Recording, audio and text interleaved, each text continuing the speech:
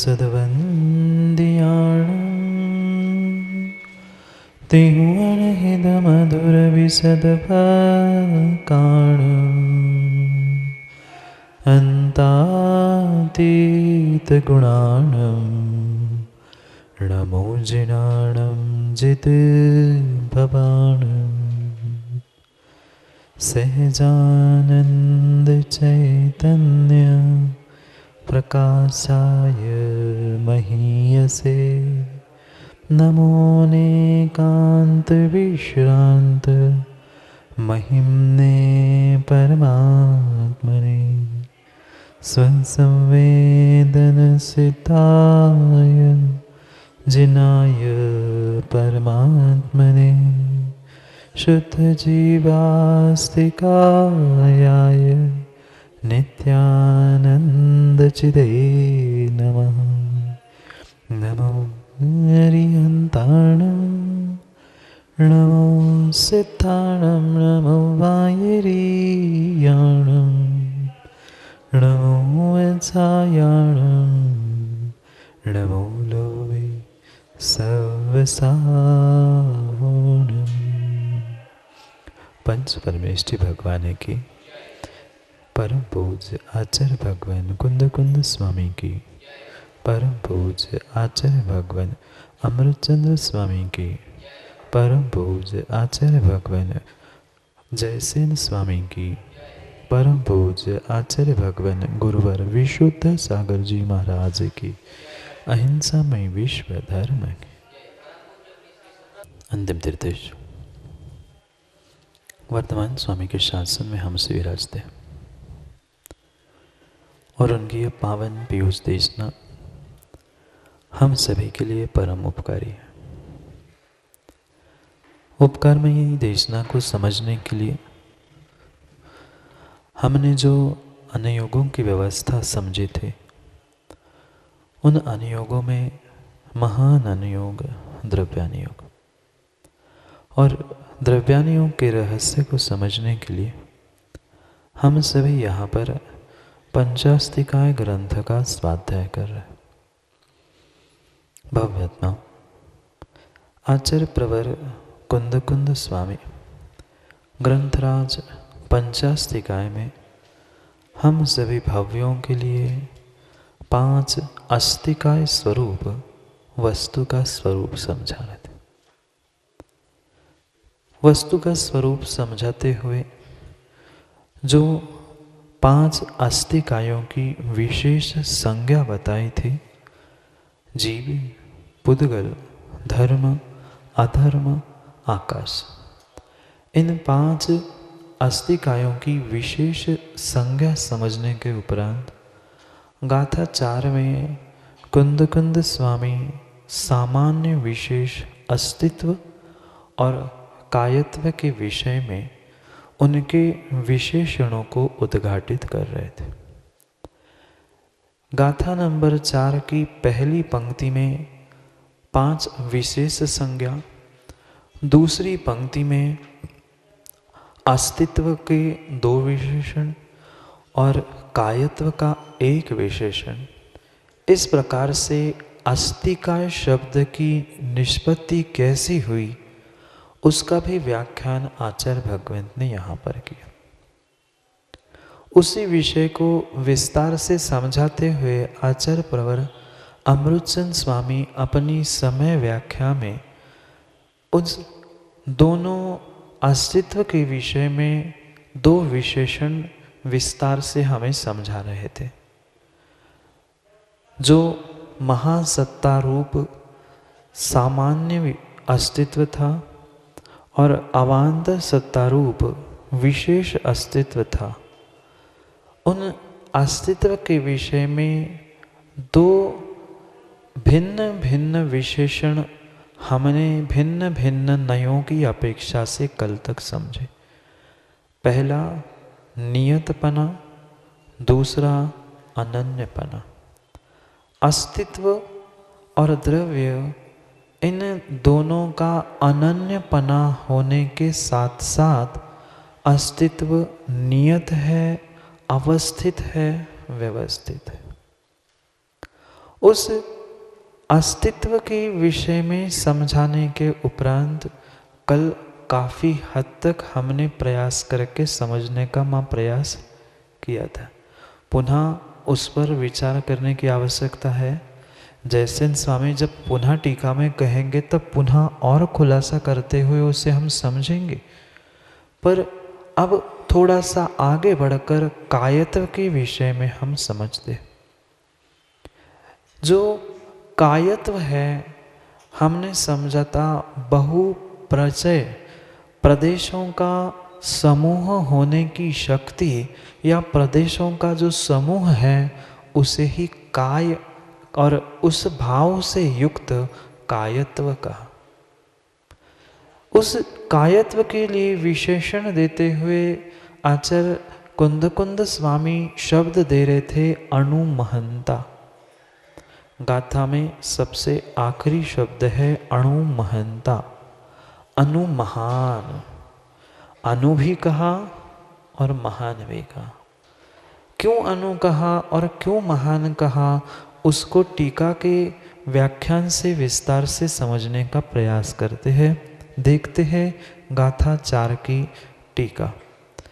समय व्याख्या गाथा नंबर 4 आचार्य भगवंत अमृतचंद स्वामी, दूसरा पैराग्राफ। कायत्वमपि तेषा मणुमहत्वात्। मिल गया दूसरा पैराग्राफ। कायत्वम अपि तेषाम अणुमहत्वात्। जो यह कायत्व है किसका? कायत्व किसमें? पंच अस्थिकाय का विषय चल रहा है। अस्थिकाय में 2 शब्द थे, अस्ति और काय। अस्तित्व और कायत्व। अस्तित्व के 2 विशेषण समझे, अब कायत्व को समझा रहे। तो कायत्व किसमें है? तेषाम, उसी में। वह कौन? पंचास्तिकाय। वही पंचास्तिकाय में जो कायत्व है वह भी मौजूद है, पर कैसा है कायत्व? अनुमहत्वात्। एक शब्द है अनुमहान। अभी तक दोनों भिन्न भिन्न हमने समझा था। अणु यानी सबसे छोटा और महान यानी सबसे बड़ा। अब उन दोनों को मिलाकर आचार्य भगवंत ने अणु महान ऐसा विशेषण कायत्व के लिए दिया। क्यों दिया, कैसे दिया, आगे स्वयं अमृतचंद स्वामी विस्तार से समझा रहे, उसे ही पढ़कर पुनः समझने का प्रयास करते। अणवो अत्र प्रदेशा मूर्ता मूर्तश्च निर्विभागा शास्त्रे महंतो अणुमहंता प्रदेश प्रचयात्मका इति सिद्धम तेषाम कायत्वम्। अणु अत्र प्रदेशा मूर्त अमूर्तश्च निर्विभागाः अस्ते महंतो अणुमहंतः प्रदेश प्रचयात्मका इति सिद्धम तेषाम कायत्व। इसलिए उसमें कायत्व है। किस लिए कायत्व क्यों है उसकी व्याख्या यहाँ कह रहे हैं। अणु अत्र प्रदेशः। अणु यानी जो 2 शब्द है, कौन से विशेषण को हम समझ रहे हैं? अणु महान। ये कायत्व का जो विशेषण है उसको समझाने का प्रयास कर रहे। तो अणु महान में अणु शब्द का अर्थ क्या है? प्रदेश। अणु का अर्थ कोई पुद्गल परमाणु से ग्रहण नहीं करना, अपितु पुद्गल परमाणु को ठहरने के लिए, रुकने के लिए जितना आकाश का स्थान है वह जो प्रदेश था उससे अणु से प्रयोजन था।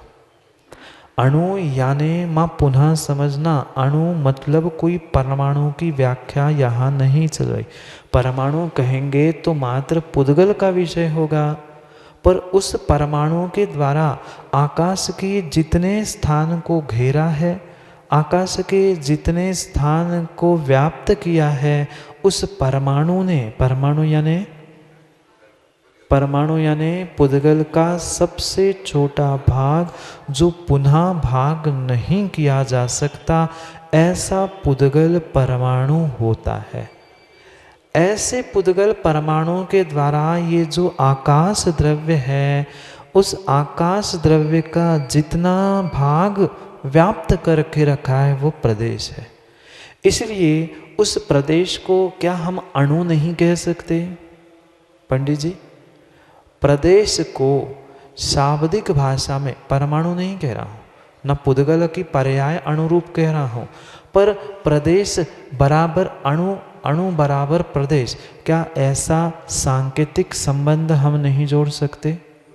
कथनचित अणु मतलब प्रदेश नहीं है, पर अणु का स्थान और प्रदेश का स्थान समान होने की अपेक्षा से हम प्रदेश को अणु नहीं कह सकते। कथनचित अणु को प्रदेश नहीं कह सकते, कह सकते हैं। नहीं आया समझ में? जो 1 सेंटीमीटर का कोई स्थान है, उतना स्थान हमने माना कि इस कागज का टुकड़ा किया 1 सेंटीमीटर, समझना, 1 सेंटीमीटर टुकड़ा किया और इसको ही हम 1 सेंटीमीटर कह रहे, ऐसा नहीं कह सकते क्या? जैसे कपड़े की दुकान में भी टेप रहती है, वह टेप कितनी है? वह 1 मीटर थोड़ी है, उसमें 1 मीटर का प्रमाण है, नाप है, इसलिए हम उस टेप को ही 1 मीटर कह रहे हैं। समझने का प्रयास करना। प्रदेश यानी अणु, अणु यानी प्रदेश बिल्कुल नहीं है, पर अणु का जितना स्थान है उतना ही प्रदेश का स्थान है, या एक प्रदेश का स्थान बराबर अणु। 1 मीटर यानी वो टेप, जितना 1 मीटर का नाप होता है, प्रमाण होता है, उतनी लंबी वो टेप होने से, मीटर टेप होने से उसको ही मीटर कह दिया।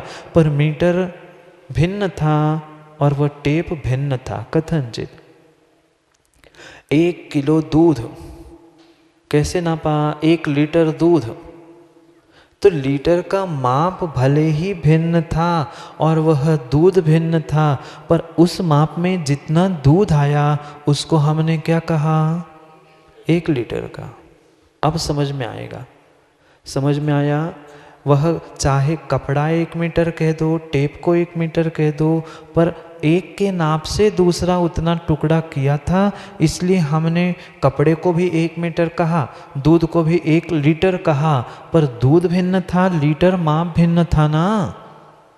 ऐसे ही परमाणु भिन्न था, अणु भिन्न था और प्रदेश भिन्न था। परमाणु पुद्गल की पर्याय थी, प्रदेश आकाश की पर्याय थी, पर फिर भी संबंध जोड़ने के लिए 1 मीटर कपड़ा, 1 लीटर दूध, जैसे हमने उसको ही उपचार से कह दिया था, ऐसे ही अणु को प्रदेश, प्रदेश को अणु कथनचित नहीं कह सकते?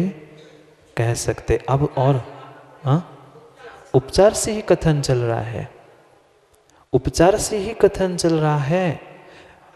दूध कभी लीटर में होता है क्या? दूध तो दूध में होता है।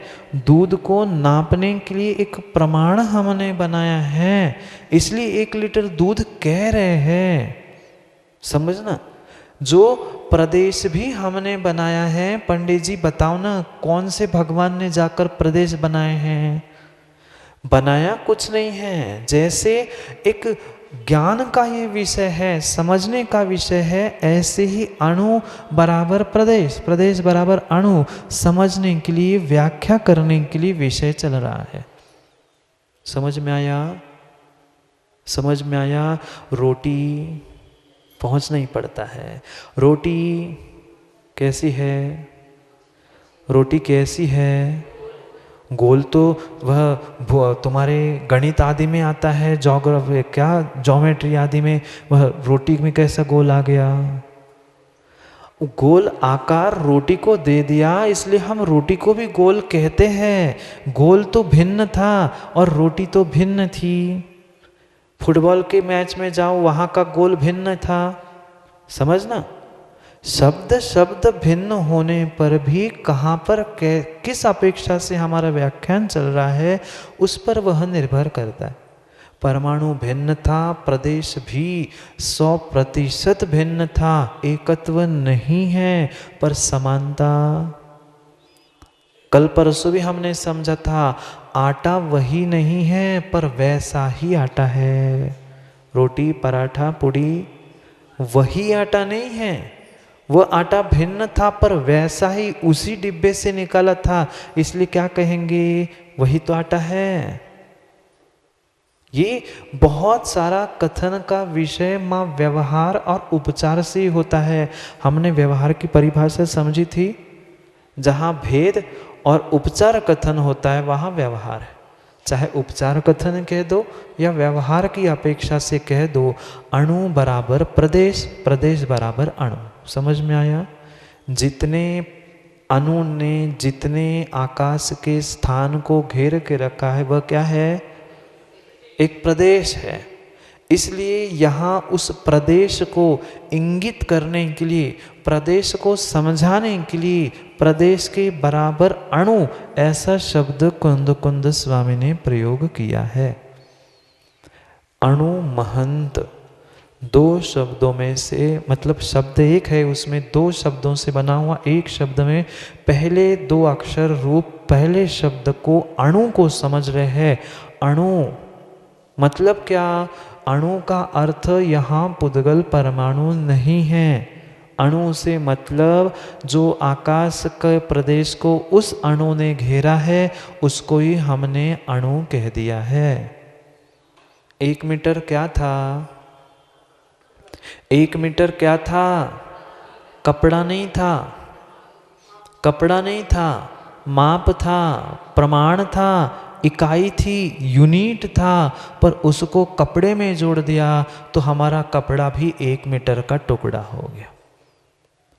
ऐसे ही जैसे उसे व्यवहार से उपचार से हम कह रहे 1 मीटर कपड़ा ले आओ, भाई मीटर तो प्रमाण था, एक कपड़ा भिन्न था, ऐसे अणु भिन्न था, प्रदेश भिन्न था, पर अणु से ही प्रदेश की गणना की जाती है, अणु से ही प्रदेश का प्रमाण बनाया जाता है। इसलिए कथनचित प्रदेश को ही अणु कह दिया कुंद स्वामी ने। अब समझ में आया? अणु क्या, अणु उस अणु को कह रहे हैं अणु, अणवः अणवो अणवः अत्र प्रदेशः।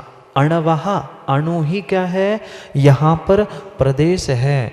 मूर्ता अमूर्ताश्च निर्विभागा निर्विभागा निर्विभागांशः तेहि महंतो अणु महंता। कैसा है, कैसा है? वही अणु महान है। क्यों है? कौन? अणु मतलब क्या था, सबसे छोटा भाग, जो पुद्गल की अपेक्षा से पुद्गल का कह दो या आकाश के पूर्ण भाग से प्रदेश की अपेक्षा से कह दो, वह तो छोटा सा ही था ना, पर फिर भी महान क्यों कह रहे हैं? वही जो अणु प्रदेश मूर्त अमूर्त निर्विभाग अंश होने पर भी उसके द्वारा बहु प्रदेशों को प्राप्त किया जाता है, इसलिए उसे महान हो ऐसा अणु महान कहा। नहीं आया समझ में? अणु समझ में आया? अणु क्या है? पुद्गल का, पुद्गल की परिप्रेक्ष्य में जो निर्विभाग अंश है, चाहे मूर्त हो चाहे अमूर्त हो, चाहे मूर्त हो अमूर्त हो। पंडित जी ऐसा क्यों लिखा? बहुत सोच समझ के, आपको सबको आता है, मैं बता दूंगा तो आपको अरे ये तो पता था, इसलिए पूछ रहा हूँ। मूर्त भी और अमूर्त भी दोनों को अणु कह रहे हैं, जिसकी व्याख्या अब भी कुछ क्षण पहले हम समझ रहे हैं। जो मूर्त अणु है वह कौन? पुद्गल। और जो अमूर्त अणु वो कौन? प्रदेश। समझ में आया? कपड़ा भिन्न और टेप भिन्न। ऐसे ही उस टेप से जैसे कपड़ा के प्रमाण को 1 मीटर कह रहे थे, ऐसे ही माँ कभी कभी ऐसा नहीं होता क्या? टेप एक ही थी और 1 मीटर के कपड़े के टुकड़े 2-3 थे, तो उसी कपड़े को लगाकर और नहीं नापा जाता क्या? ऐसे ही गणित यहाँ पर चल रहा है। पुनः समझना, मूर्त और अमूर्त अणु कौन? मूर्त यानी पुद्गल। 6 द्रव्यों में से कौन सा द्रव्य मूर्तिक है? 6 द्रव्यों में से कौन से द्रव्य मूर्तिक है? कौन से पूछ रहा हूं?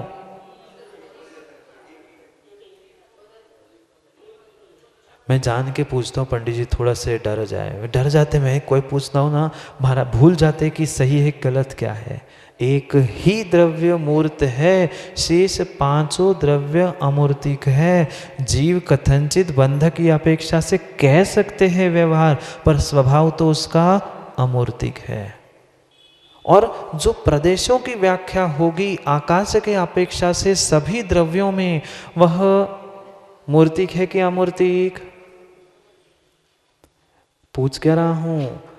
प्रदेश किसके? आकाश की अपेक्षा से हमने प्रदेश समझा, आकाश का छोटा सा भाग यानी प्रदेश, वह उसकी अपेक्षा से सभी द्रव्यों में जब हम प्रदेश खोजेंगे वह मूर्त होंगे कि अमूर्त? मूर्त द्रव्य में खोजेंगे माँ तो मूर्त होंगे, अमूर्त में खोजेंगे तो अमूर्त होंगे। जीव के प्रदेश मूर्त होंगे कि अमूर्त? पुद्गल के मूर्त होंगे कि अमूर्त? आकाश, धर्म, अधर्म आदि सबके वे सब अमूर्त होंगे। इसलिए यहाँ कह रहे हैं अणु का मात्र अर्थ प्रदेश है। और वह प्रदेश कैसे है? मूर्त भी है, अमूर्त भी है। दो क्यों कहे? क्योंकि 5 अस्तिकायों का विषय चल रहा था। उन 5 अस्तिकायों में एकमात्र मूर्तिक है, बाकी शेष अमूर्तिक है। तो पुद्गल के भी प्रदेश होते हैं क्या? पंडित जी पुद्गल के प्रदेश होते हैं क्या? नहीं होते हैं क्या? पंडित जी समझना, जैसे हम आकाश के प्रदेश को अणु कह सकते हैं, ऐसे पुद्गल के परमाणु को प्रदेश नहीं कह सकते। क्या कह सकते हैं? वह तो कथनचित है ही। अंतर समझ में आया क्या? क्यों 2 बार कह रहे हैं मूर्त अमूर्त निर्विभाग अंश को प्रदेश या अणु? पुद्गल की अपेक्षा से मूर्त कहेंगे, अन्य शेष द्रव्यों की अपेक्षा से चाहे अणु कह दो चाहे प्रदेश कह दो, वे दोनों कैसे है? अमूर्त ही है। समझ में आया? और आगे कह रहे हैं ये अणु यानी प्रदेश जो मूर्त अमूर्त निर्विभाग अंश है, जिसका और कोई भाग चाहे प्रदेश हो चाहे परमाणु हो, उसका और कोई भाग अंश नहीं होता, उसके द्वारा ही द्रव्य महान है। महान यानी बड़ा, महान यानी बड़ा। कैसे बड़ा? हम जैसे अपने आप को बड़ा महान मानते हैं ऐसा नहीं। एक प्रदेशों से मिलकर वह बड़ा हुआ है, महान हुआ है, बहु प्रदेशों के द्वारा। एक प्रदेश मतलब अणु। ऐसे बहुत सारे अणुओं से बना हुआ कौन? ये पुद्गल तो दिखना है इसलिए बता रहा हूं। ये जो भी वस्तु होगी, जो भी अस्तिकाएं होगी, वह कैसी बनी है? बहुत सारे प्रदेशों से बनी है, इसलिए महान है। अंतर समझ में आया क्या? कल भी परस्पर 2 विरुद्ध बातों को हमने घटित किया था, भिन्न अभिन्न को। यहाँ भी अणु यानी छोटा और महान यानी बड़ा, उन दोनों को परस्पर में जोड़कर अणु महान शब्द बना। समझ में आया? अणु यानी निर्विभाग अंश। किस प्रकार का? मूर्त अमूर्त दोनों में भी कोई जो निर्विभाग अंश है, किसका?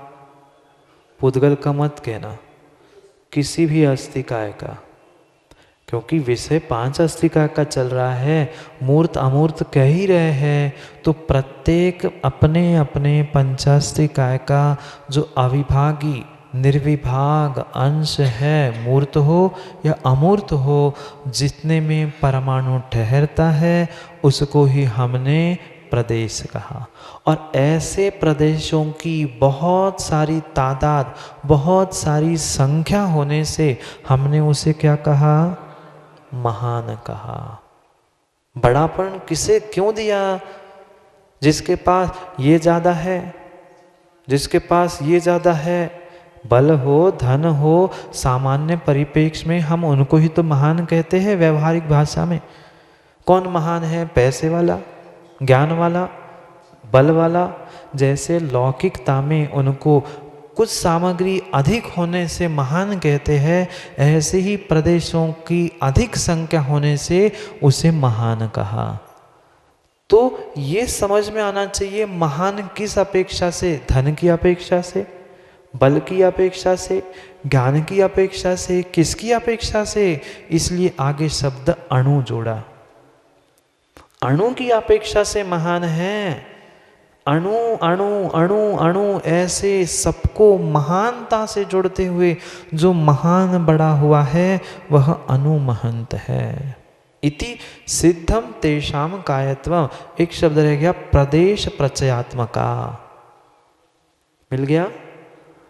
क्या लिखा? महंत हो, महंतः अणुमहंतः। महान यानी अणु महान है, अणु भी है और महान भी है। इसलिए प्रदेश प्रचयात्मका इति सिद्धम। वह प्रदेशों का प्रचय, प्रचय यानी समूह, प्रदेश यानी अणु और प्रचय यानी समूह। प्रदेशों का समूह होने से अणु महंत कहा। अणु इज इक्वल टू प्रदेश, प्रचय इज इक्वल टू महान। नहीं आया समझ में? अणु के बराबर प्रदेश, बराबर मतलब समझने के लिए हम परिभाषित कर रहे हैं। प्रदेश को अणु शब्द से ग्रहण किया और प्रचय को महान शब्द से ग्रहण किया। प्रचय यानी समूह, समूह को महान कह दिया और अणु को ही प्रदेश कह दिया, प्रदेश को ही अणु कह दिया। इससे क्या बना? अणुमहंत। ये कायत्व का विशेषण बना। इसलिए इति सिद्धम तेषाम कायत्वम। इस प्रकार से उनमें कायत्व सिद्ध होता है। क्योंकि कायत्व हमने क्या समझा था? प्रदेश के प्रचयों को, समूह को ही हमने कायत्व कहा था।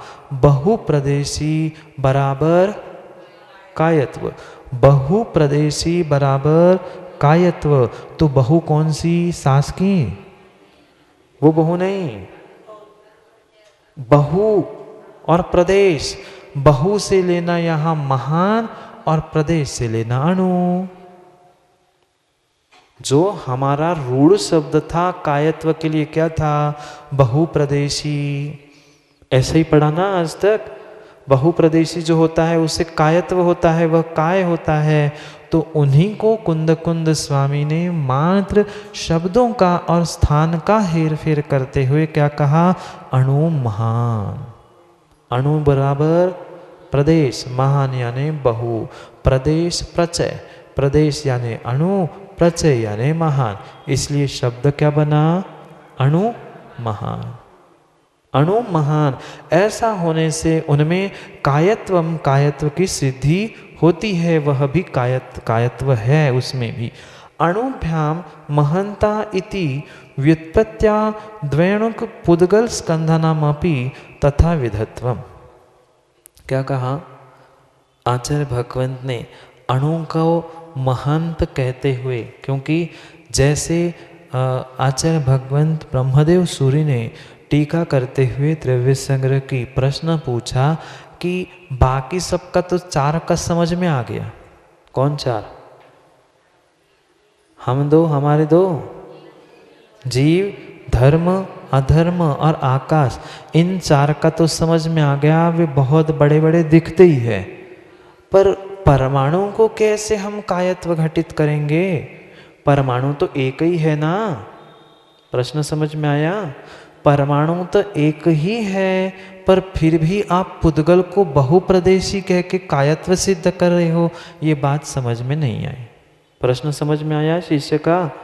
4 का समझ में आता है, जीव दिखता है, छोटा है बड़ा है, जीव की बात आ गई समझ में। धर्म अधर्म वो भी समझ में आया, पूरे 3 लोक में है धर्म अधर्म आकाश, इसलिए वो भी समझ में आया। पर पुद्गल मतलब तो परमाणु, उस परमाणु को आप अणु महान या कायत्व से कैसे सिद्ध कर रहे हो? तब आचार्य महाराज कहते हैं वह जो अणु है, परमाणु है, भले ही कैसा है, अभी छोटा है पर उसमें बड़े होने की शक्ति है। बड़े स्वयं में नहीं, स्कंध रूप, वही परमाणु स्कंद रूप होने की शक्ति रखता है। इसी प्रकार से उन्हें 5 अस्थि कायों में यानी 5 द्रव्यों का कायत्व सिद्ध होने पर 2 अणु, एक अणु मतलब क्या हुआ? एक अणु मतलब अणु हुआ, प्रदेश हुआ। एक अणु यानी प्रदेश हुआ। 2 अणु, 3 अणु, 4 अणु, ये सभी क्या हो गए? स्कंद हो गए। अणु परिभाषा समाप्त हुई। 2 अणुओं के द्वारा महान होने से वह अणु महान ऐसी व्युत्पत्ति से द्वय अणुक आदि पुद्गल स्कंध भी कायत्व रूप सिद्ध होते हैं। कुछ आया समझ में? जो द्रव्य संग्रह में ब्रह्मदेव सूर्य महाराज ने कहा है वही विषय है। मात्र भाषा भिन्न भिन्न है, शब्द और कथन शैली मात्र भिन्न है। जो परमाणु या अणु था वह कितना था? सिंगल, एक, मात्र एक था। और वही 2 हो जाएंगे तो वह प्रचय हो गया, समूह हो गया, बहु हो गया। इसलिए वह भी क्या हो गया? द्वय स्कंध की या द्वय अणुक बनने की शक्ति उस परमाणु में होने से उसमें भी कायत्व सिद्ध हो गया। किसमें? 4 में तो हमें साक्षात समझ में आ रहा था, पर जो पुद्गल परमाणु था उसको भी हमने कायत्व किस प्रकार से सिद्ध किया? 2 परस्पर परमाणु मिलने पर वह तुरंत ही 2 होने से, संख्या बढ़ने से प्रदेश भी 2 हो गए, स्थान भी बड़ा हो गया, परमाणु भी अधिक हो गए। इसलिए क्या हो गया? वह द्वय अणुक बहुप्रदेशी हो गया। और बहुप्रदेशी जो होता है, अणु महान जो होता है, वही कौन होता है? कायत्व से युक्त होता है। भले ही बहुप्रदेशी नहीं लिखा यहाँ पर बहुप्रदेशी का हमने बराबर नाम क्या समझा था? अणु महान। बहुप्रदेशी को ही हमने अणु महान के रूप में सिद्ध किया था। और वही यहाँ पर कह रहे हैं वह कैसे है? अणु महान रूप है। कौन? पुद्गल स्कंध, पुद्गल परमाणु भी। स्कंध तो समझ में आया, पर परमाणु भी शक्ति होने से या द्वय अणुक होने के कारण से वही अणु महान भी हुआ करता है। आगे उसे और विस्तार से कहते हैं अणवश्च महंतश्च व्यक्ति शक्ति रूपाभ्यमिति परमाणु नामेक प्रदेशात्मकत्वेपि तत्सिद्धि। जो अणु है वह कैसा है? अणवश्च महंतश्च, अणु भी स्वयं में महान है। पुद्गल परमाणु भी स्वयं में महान है।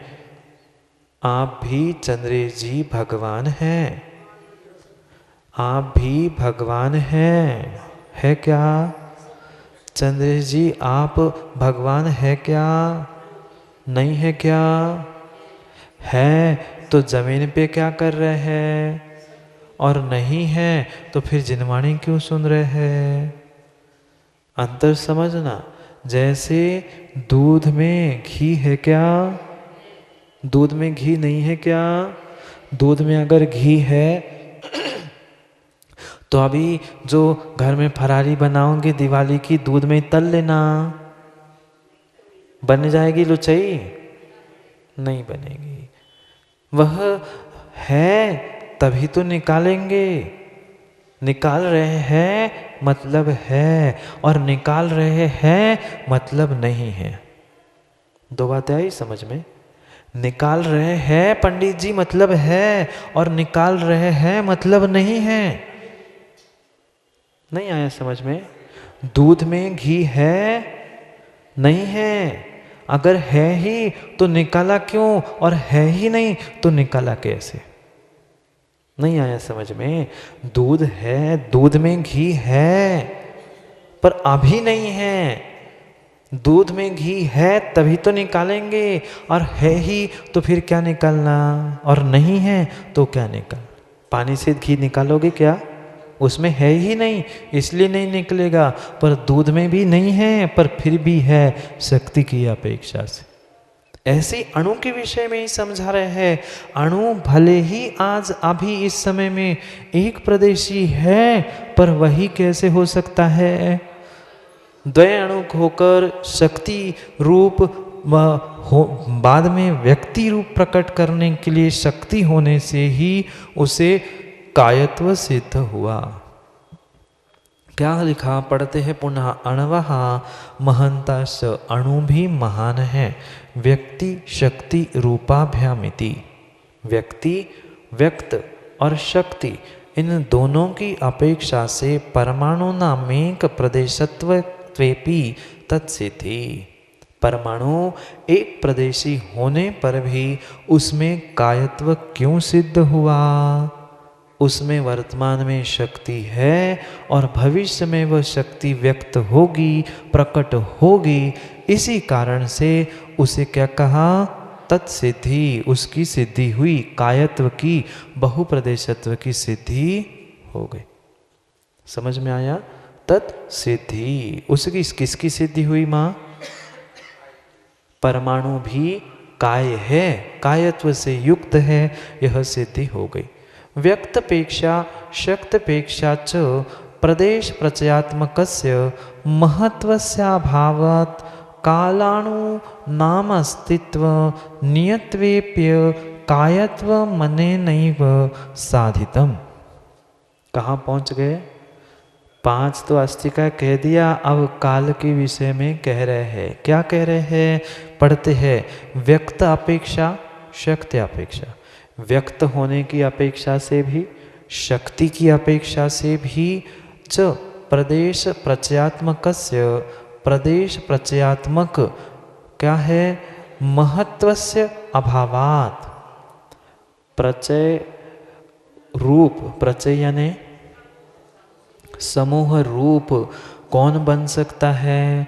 परमाणु तो शक्ति और व्यक्ति की अपेक्षा से हो सकता है, पर काल द्रव्य, काल द्रव्य वो कह रहे हैं व्यक्त शक्ति दोनों अपेक्षा से ये जो काल द्रव्य है प्रदेश प्रत्यात्मकस्य महान महत्वस्य अभावा। प्रदेश प्रचय रूप महान होना उसमें नहीं है। किसमें? काल द्रव्य में। शक्ति की अपेक्षा से कि व्यक्त की अपेक्षा से? न शक्ति की अपेक्षा से न व्यक्त की अपेक्षा से, किसी भी अपेक्षा से किंचित भी वह जो कालाणु है, अभावात कालाणु, कौन? जो कालाणु है उसमें न शक्ति है न वर्तमान में कुछ व्यक्त है, कुछ भी नहीं है। जैसे पानी में घी है ना, अभी तो दूध में घी कह रहे थे, तो पानी में घी कहने में क्या बुराई है? कह दो ना, दूध में तो अभी घी नहीं है ना, अभी घी नहीं है ना, तो ऐसी पानी में नहीं है, निकाल लेना। भले ही दोनों में व्यक्त की अपेक्षा से नहीं है, पर एक में शक्ति की अपेक्षा से है और एक में शक्ति की अपेक्षा से भी नहीं है। पानी में नहीं है, ऐसे ही काल द्रव्य में, कालाणु में शक्ति की भी और व्यक्त की भी अपेक्षा से प्रचय प्रदेश प्रचय यानी महानता, अणु महानता नहीं होने के कारण अभावात कालाणु नाम अस्तित्व नियतत्वेपि, अस्तित्व तो है, काल द्रव्य में अस्तित्व है क्या? काल द्रव्य में पंडित जी अस्तित्व है क्या? नियत्व है कि अनन्यमयी है? महासत्ता रूप है कि अवान्तर सत्ता रूप है? काल द्रव्य की पूछ रहा हूं, सोच समझ कर बोलना। काल द्रव्य में महासत्ता है कि अवान्तर सत्ता है? सामान्य अस्तित्व है कि विशेष अस्तित्व है? काल में, कालाणु में? पंडित जी कालाणु में पूछ रहा हूं, मैंने द्रव्य नहीं बोला, ना मैंने पर्याय बोली। काल में महासत्ता है कि अवान्तर सत्ता? मां, हमने इतने दिन से तो रामायण पढ़ी, जहाँ महासत्ता होगी वहाँ अवान्तर सत्ता होगी। जहाँ चंद्र जी सामान्य होगा वहाँ विशेष होगा ही। बिना विशेष के सामान्य, सामान्य के बिना विशेष, भवेत खर विषाणवत। बहुत सुंदर गाथा दी आचार्य भगवान ने। निर्विशेषण सामान्यम भवेत खर विषाणवत। विशेष से रहित सामान्य और सामान्य से रहित विशेष, गधे के सींग की तरह। चंद्र जी है ना गधे के सींग? है? नहीं है ऐसी वस्तु। सामान्य से रहित विशेष, विशेष से रहित सामान्य नहीं होता। इसलिए पूछा क्या था? कालाणु में, काय द्रव्य में अस्तित्व है क्या? कौन सा? दोनों है। जहाँ सामान्य होगा वहाँ विशेष होगा, जहाँ विशेष होगा वहाँ सामान्य होगा। द्रव्यार्थिक नए से पूछोगे वो कहेगा नहीं भाई सामान्य है। वही पर्यार्थिक नए से पूछोगे तो कहेगा नहीं वो तो अवान्तर सत्तरोप विशेष है। कथन भिन्न है पर अस्तित्व तो दोनों नियत है, व्यवस्थित है, अनन्यमयी है। किसका? अस्तित्व ना। काल द्रव्य जो है, काल द्रव्य किसे कहेंगे? द्रव्य का लक्षण क्या है? काल द्रव्य का लक्षण हमने जब तत्वार्थ सूत्र की भी कक्षा में समझा था। जो उसके लक्षण कहे सूत्र याद है? वर्तना, परिणाम, क्रिया, परत्व च कालस्य। काल द्रव्य का लक्षण वर्तना है, द्रव्यार्थिक की अपेक्षा से परिणाम, क्रिया, परत्व ये पर्यार्थिक की अपेक्षा से व्यवहार काल का दृष्टांत। हम न निश्चय काल को देख पा रहे हैं पंडित जी, न व्यवहार काल को देख पा रहे हैं। देखना तो मूर्ति का विषय होता है। हमें परिपूर्ण रूप से अनुभव करके आगम के परिप्रेक्ष्य में ही इस विषय को समझना होगा। जो कायत्व था या कालाणु था, उस कालाणु के विषय में हम अनुमान से और आगम के परिप्रेक्ष्य में ही जान सकते हैं। कैसे जान सकते हैं? काल का जो परिणमन चल रहा है, माँ 4:15 बज गए, मैं भगा नहीं रहा हूँ, बता रहा हूँ। ये व्यवहार काल हुआ कि नहीं? 4:15 बज गए हैं, ये व्यवहार काल हुआ। तो आए थे जब शुरू किए था तब 3:15 थे। ये क्या हुआ? ये जो परिणमन हुआ व्यवहार काल का, उसके लिए निमित्त भूत जो था वह व्यवहार था। और मूल धुरा क्या थी? धुरा जानते हैं ना, जिस पर वह परिणमन हो रहा है। वर्तना मूल उस काल द्रव्य का जो स्वयं के लिए लक्षण था। ऐसे उस कालाणु रूप उसका अस्तित्व है कि नहीं? ये व्यवहार काल हमें दिख रहा है तो पर्याय दिख रही है, पर्याय दिख ही रही है ना। ऐसे नहीं दिख रहे कालाणु हमें, पर ये 1 घंटा हुआ, ये व्यवहार काल से हमने समझा क्या? तो पर्याय हमें समझ में आई क्या? ये व्यवहार रूप से पर्याय समझ में आई क्या? फिर पर्याय कहाँ होती है? द्रव्य में। पर्याय भले ही हमें दिख रही है, जीव द्रव्य भी पंडित जी नहीं दिख रहा है क्या? पर इसके साथ है व्यवहार से, इसलिए हम मान रहे हैं जीव है। ऐसी इसका परिणमन दिख रहा है, इसका परिणमन दिख रहा है, सबका परिणमन दिख रहा है। मतलब ये अवान्तर सत्ता है क्या? वो अवान्तर सत्ता है क्या? इसका उत्पाद व्यय अवान्तर सत्ता है क्या? प्रत्येक द्रव्य का परिणमन ये काल द्रव्य की अवान्तर सत्ता नहीं है क्या? तो फिर अवान्तर सत्ता जहाँ है वहाँ महासत्ता रूप अस्तित्व होगा ही होगा, होगा ही होगा। इसलिए ये अस्तित्व के विषय में पूछ रहे थे ना माँ, अस्तित्व काल में कैसा घटित करेंगे? इस प्रकार से नियत भी है, जो निश्चय काल रूप है उसका वर्तना ही लक्षण है और वर्तना ही रूप अस्तित्व होगा, और व्यवहार काल का परिणाम रूप अपरत्व परत्व रूप आदि रूप क्रिया रूप उसका परिणमन नियत होगा और अपने आप में अनन्य होगा। अंतर इतना है, 6 ही द्रव्यों में अस्तित्व तो है पर कायत्व नहीं है। काल द्रव्य में 5 में है, काल में नहीं है। वही कह रहे हैं अस्तित्वम नियतत्वेपि, नियत अस्तित्व होने पर भी कायत्वम अनेन एव साधितम, उसमें कायत्व सिद्ध नहीं होता काल द्रव्य में। अतएव तेषाम अस्तिकाय प्रकरणे सतामपि नुपादानम इति। पुनः पढ़ते, अतएव तेषाम अस्तिकाय प्रकरणे सताम अपि अनुपादानम इति। यह सब कुछ जो कुछ भी व्याख्यान चल रहा है किसका? किसका? पंचास्तिकाय का। अतएव इसलिए यह जो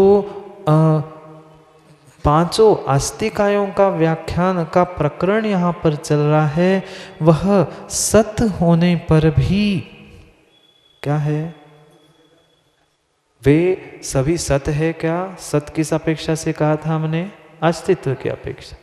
वह यद्यपि वे सभी विद्यमान सत है तथापि उन्हें अस्तिकाय के प्रकरण में नहीं लिया। किसको? काल द्रव्य का विषय चल रहा है। अस्तित्व तो 6 ही द्रव्यों में है, पर यहाँ पंचास्तिकाय के विषय में काल द्रव्य में कायत्व नहीं होने के कारण यहाँ पर काल को ग्रहण नहीं किया, पर फिर भी एक पंक्ति में काल का व्याख्यान कर दिया।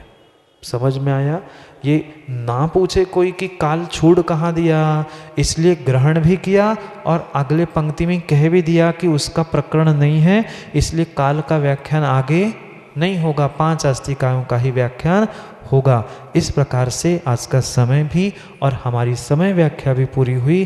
कल तात्पर्य वृत्ति व्याख्या को पुनः और विस्तार से जो जयसेन स्वामी ने 2 अस्तित्व और कायत्व के विषय में कहा है उसे कल समय पर समय की बात समझने के लिए समय पे मिलते हैं, क्योंकि समय पे किया गया काम समय को दिलाता है। बोली भगवान महावीर स्वामी की।